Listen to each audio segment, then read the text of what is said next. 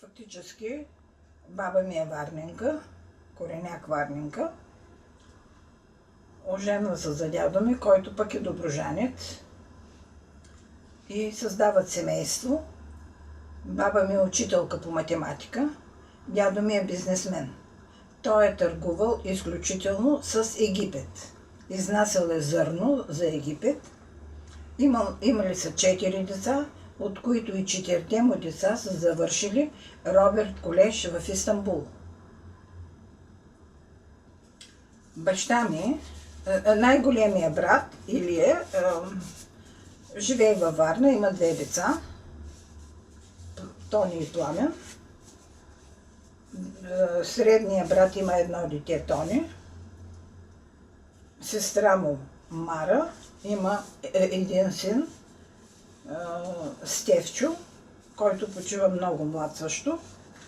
И 4-тия баща ми фактически живее и работи в Германия. Връща се точно малко преди 9 септември. Взимат му паспорта другарите комунисти и не му разрешават да се върне обратно. В желанието си да се върне обратно в Германия нямал никакъв изход, освен е трябвало да избягат през граница. Единственият шанс е бил този да избяга през Турция, понеже там е завършил, имал приятели и решава, че е най-правилното. Обаче на границата го хващат и го вкарват в затвора. От големия побой в затвора той получава една скоротечна туберкулоза, поне така е писано в смъртният му акт. И лежи в болницата, във Варна, в болницата. Но непрекъснато е искал да има връзка с мен и е следял моя живот. Въпреки че е нямал достъп до мен, не са му разрешавали достъпа, той е искал да има връзка с мен, като се е изразявала връзката в това, че няма възможност по друг начин да дойде да ме види, защото не му дават. Той идва по втори начин да ме види и носи много подаръци, които ги дават на война ми. И от война ми ги получавам във вид на подарък от нея, а те са фактически от баба ми, от баща ми. И преди да почине, чичо ми ме помоли да му напиша едно писмо, но тъй като аз никога не съм казвала татко, никога, това нещо просто нямах как да се обърна с писмото към баща ми и не му написах писмо. Това е един много, да ти кажа, субливен момент на всички деца, които фактически не им казват истината за тяхните родители, биологични, прикриват и истината и това се отразява много лошо на самото дете. Защото ти не знаеш фактически този човек кой е. Идва в училище един човек и ме търси на Сиси Иванова Антонова. Обаче аз не се водя на Сиси Иванова Антонова, а се водя на Сиси Аргирова Рапова, на името на дядо ми. И учителката казва, имам 2 сисита, едната е Кръстевич, едната е Рапова. И той казва, да, Рапова. И идва при мен, хваща ме за ръката и казва, аз съм баща ти. И ме води в най-хубавата сладкарница във Варна, сладкарница Париж. Не си спомням какъв разговор сме водили двамата. Въобще спомням се само, че ме черпи торта и седнахме на една маса и ядахме торта. После ми купи бомбони и ме изпрати близо до вкъщи.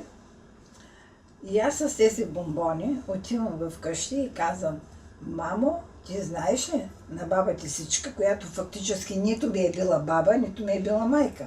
Тя е била мащехата на моята майка, защото на моята майка и почива, когато майка ми е била на 2 години и половина.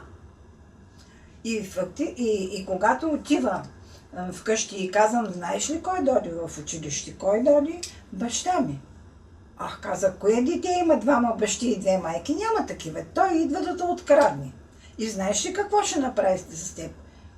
Не знам. Ще те сложи в едно бури с пирони, ще те търкалят, ще ти вземат кръвта и я дават, каза на евреите, да се пречистяват тази кръв. Представиш ли се на едно дете на 7 години да му кажеш такова нещо, как би то преживяло? Ще отиде ли втори път към този човек? Никога няма да отиде, защото ти на него му внушаваш, че този човек е най-лошия. Едва ли не. И после вече, това става преди 9 септември, разбира се. След 9 септември той се връща от Германия и идва с големи подаръци в училище, да ме види пак. Сестринка ми обаче вече баба ти не отива. Учителите му молят, главният учител си спомням, викам да отида, аз казвам не искам. И така не отидах, нито подаръците приех, нито отидах да видя баща си. След това вече бях ученичка в гимназията. На 24 май отивахме да берем цветя и да правим венци по случай 24 май.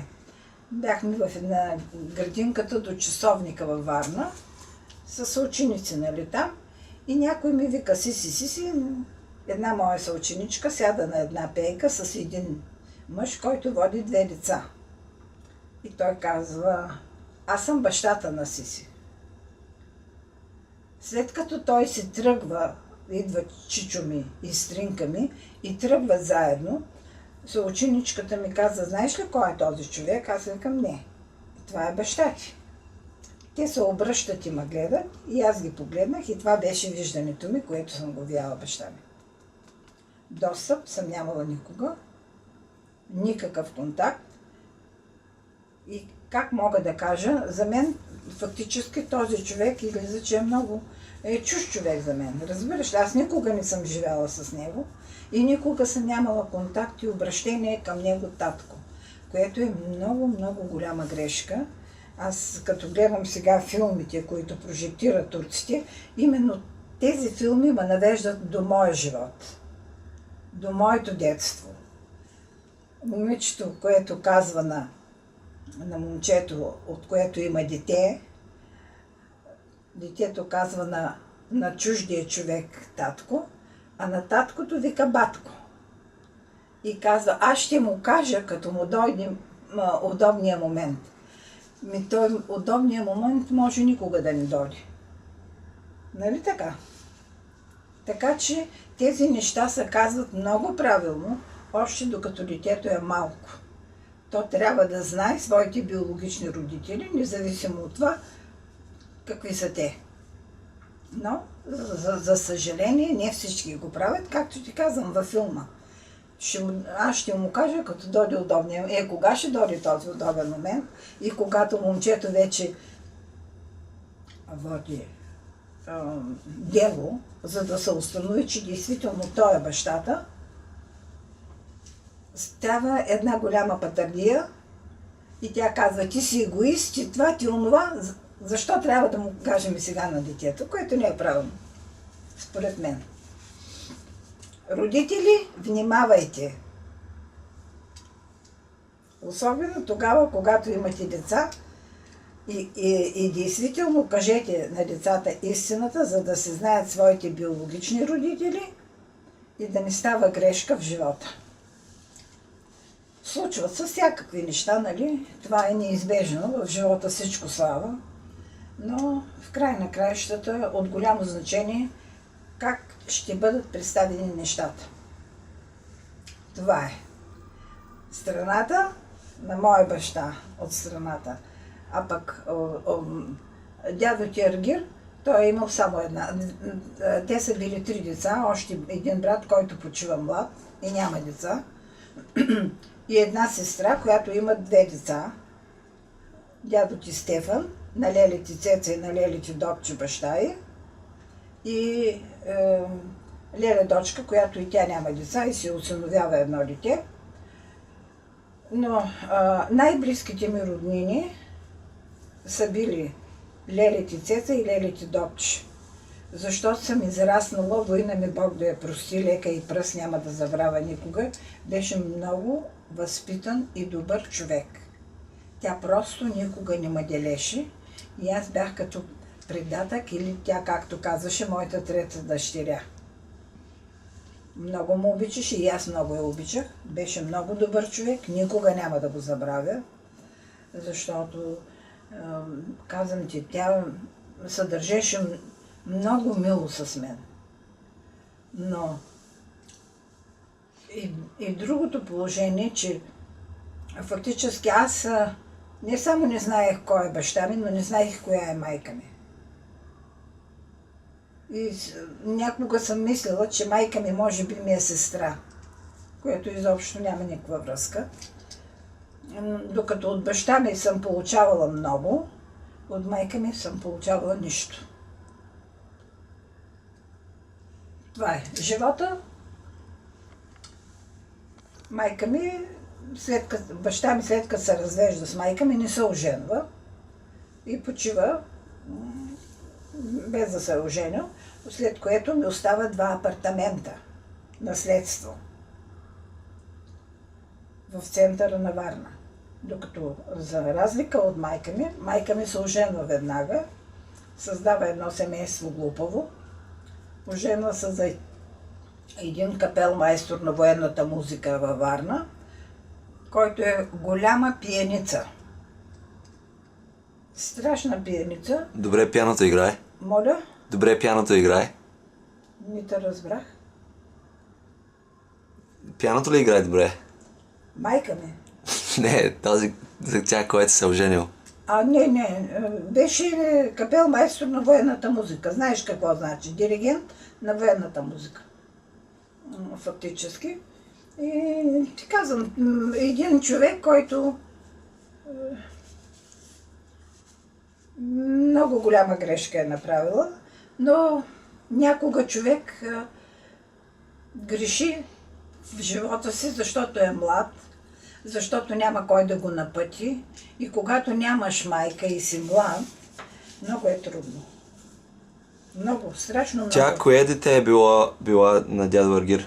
Дядо Аргир колко деца е имал? Дядо Аргир е имал от жена си 6 момчета, които се раждат и умират. Тя е 7-то дете, което остава живо. И нейната майка? Нейната майка са били също 6 деца, баба ми. Не. На майка ти, майката, кога тя умира? Тя умира много млада, на 32 години умира. Майка ми е била на 2 години и половина, някъде там. Значи и тя без майка е останала? Да, тя е останала много малко без майка, но най-голямата грешка е тази на дядо ти Аргир, когато имаш вече втори брак и имаш деца от първия брак, трябва много човек да внимава втория брак какъв е, защото често пъти, както и при нас в случая, той е взима като слугиня в къщи тази жена, за да помага да гледа детето и майка му, и жена му, която е била много болна.